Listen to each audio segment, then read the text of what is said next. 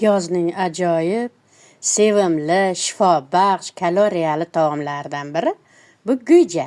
Ayniqsa bunday issiq yoz paytlarida ishtaha yo'qolib, terlab, lohaslanib o'tirganda go'jani kayfiyatni ko'tarishi, ichaklarni maromiga keltirishi, ishtahani ko'tarishi va shu bilan birga ayniqsa jigar va o't qopi kasalliklari bor bemorlarga ham shifo baxshligi bilan juda ajoyib natijalari bilan o'zini ko'z qilib turuvchi taomlarimizdan biri. Buni Toshkentda mana go'jada oq jigariga kukuruz, bug'doy aralashtirib pishirishadi.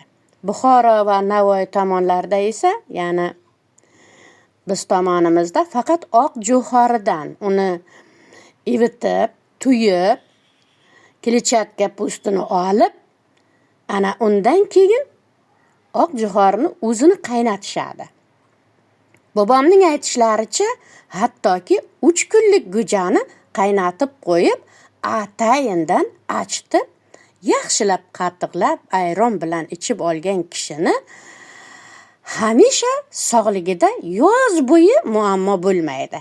Barcha yegan meva-chevalaringizni mana shu taomning natijasida hazm qilib olishga va ichaklarni ishga tushirishga hamda issiq mijozni aynitib olishiga qarshi juda ajoyib shifobaxsh taom hisoblanadi. Bu taomni hamisha iste'mol qilib turing.